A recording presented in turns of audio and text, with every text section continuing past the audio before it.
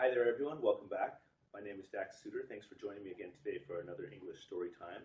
Here we are at National Taichung University of Science and Technology's Language Center, and today's English story is The Monkey's Paw. The Monkey's Paw. In this story, we learned about a strange artifact, which is a monkey's paw, and how it has the interesting power to make a wish come true, but perhaps not in the way that the person making the wish would want. Okay, well, I don't want to give away too much of the story. Let's listen to a little bit of vocabulary before we get started. I will read, you can read and repeat as well. And please take a look at the Chinese to better understand the words here, okay? So the vocabulary, here we go. Paw, paw. Reply, reply. Fate, fate. Glow, glow. Flame, flame. Cozy, cozy. Fireplace, fireplace. Grab, grab. Blame, blame. Horror, horror. Accident, accident. Amount, amount. Silence, silence. Alive, alive. Appearance, appearance. Frighten, frighten. Relief, relief. Okay, that's our vocabulary. We're going to get started with our story here. Now remember, the name of the story is The Monkey's Paw. And as I told you, it's about an artifact, a monkey's paw, which brings some strange luck to the person who owns it. Okay, here's our story. Please listen. Many years ago, in a cozy house away from town, the White family lived together happily. Mr. and Mrs. White were old, and they lived with their only son, Herbert, whom they loved very much. One windy night, an old friend came to visit them. It was Morris, a soldier from India. The family welcomed Morris into their home. Sitting next to the fireplace, Morris told them strange stories about his time in India. One story that struck the Whites was about a monkey's paw.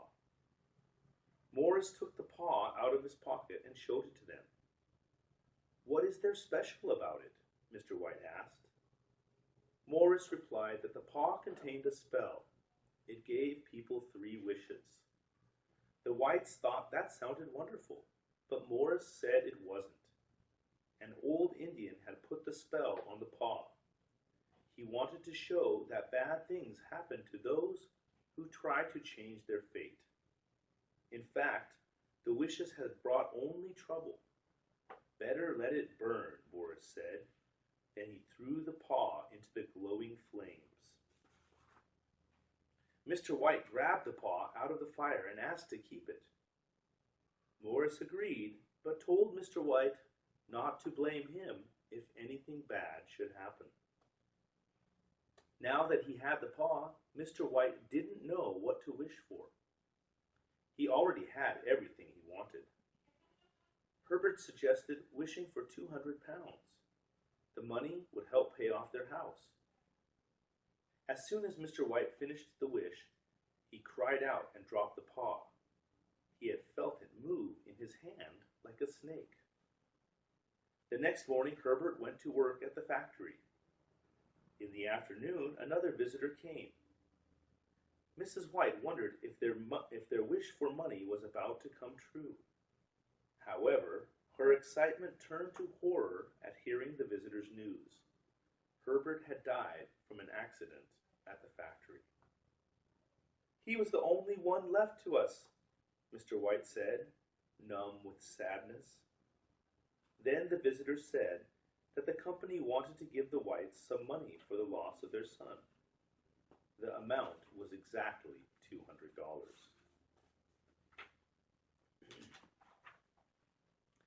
With heavy hearts, the Whites spent days in silence. They had nothing more to talk about now that their son was gone. One night, though, Mrs. White woke her husband. "The monkey's paw," she shouted. "Go down and get it quickly and wish our son alive again." Mr. White didn't like the idea. Herbert's appearance would be too frightening to look at since he was crushed by a machine. It was also not a wise idea to try to change fate again. Mrs. White wouldn't listen, though, so he finally picked up the paw and said, "I wish my son alive again." They waited and waited until they heard a knocking at the door. Mrs. White ran downstairs. "I'm coming, Herbert, I'm coming," she said. Mr. White thought about what could be on the other side. "For God's sake, don't let it in," he cried. As she tried to open the lock, he grabbed the paw and made one final wish. When the door opened, Mr. White felt relief that his wish had been granted. There was no one there. Okay, a strange story about a strange monkey's paw, making wishes come true in a very unfortunate way. Let's listen to a few reading comprehension questions here, shall we? Number 1. Why did Mr. White think it would be a bad idea to bring Herbert back to life? A. He had nothing to say to Herbert. B.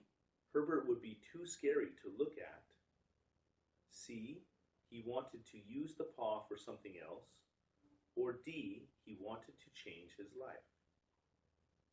Again, the question, why did Mr. White think it would be a bad idea to bring Herbert back to life?